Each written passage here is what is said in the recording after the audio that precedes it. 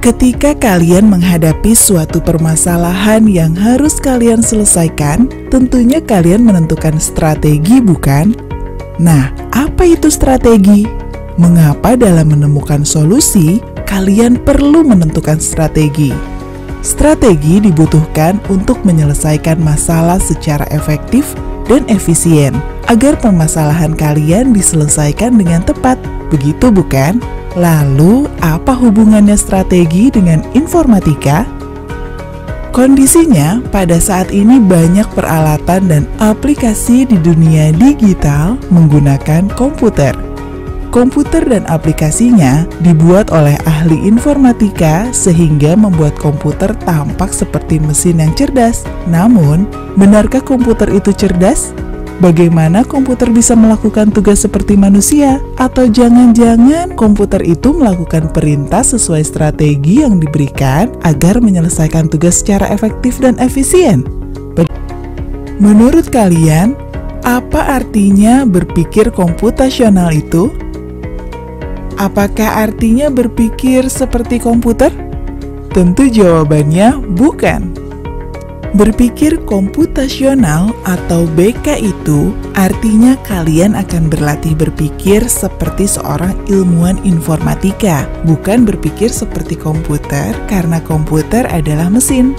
Kegiatan utama dalam berpikir komputasional ialah penyelesaian masalah atau problem solving untuk menemukan solusi yang efisien, efektif, dan optimal sehingga solusinya bisa dijalankan oleh manusia maupun mesin. Dengan kata lain, kegiatan dalam berpikir komputasional ialah mencari strategi untuk mengatasi persoalan. Persoalan apa yang akan diselesaikan? Sebetulnya, hampir semua persoalan sehari-hari mengandung konsep komputasi, sehingga bisa diselesaikan dengan bantuan mesin komputer. Sebagai contoh, robot yang bertugas melayani penjualan di restoran, atau mengantar makanan dan obat untuk pasien di rumah sakit yang sudah dipakai di beberapa negara maju, sistem komputer untuk memantau perkebunan sawit yang siap panen, dan sebagainya. Sistem komputer pada hakikatnya meniru dunia ini untuk dijadikan dunia digital, sehingga bisa membantu atau menggantikan manusia dalam melakukan pekerjaan-pekerjaan yang sulit maupun yang membosankan. Ada 4 fondasi berpikir komputasional yang dikenal dalam ilmu informatika, yaitu abstraksi, algoritma, dekomposisi, dan pola. Dapat dijelaskan secara garis besar sebagai berikut.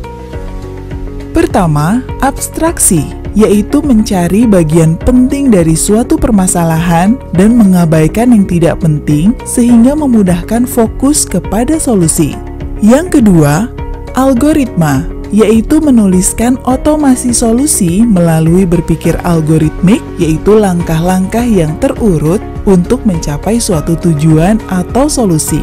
Ketiga, dekomposisi dan formulasi persoalan sedemikian rupa sehingga dapat diselesaikan dengan cepat dan efisien serta optimal dengan menggunakan komputer sebagai alat bantu. Terakhir, keempat, pengenalan pola persoalan, generalisasi serta mentransfer proses penyelesaian persoalan ke persoalan lain yang sejenis. Berpikir komputasional perlu diasah dengan latihan rutin, mulai dari persoalan sederhana dan kecil. Kemudian, secara bertahap, persoalannya ditingkatkan menjadi makin besar, kompleks, dan rumit. Makin besar dan kompleks suatu persoalan, solusinya makin membutuhkan komputer agar dapat diselesaikan secara efisien.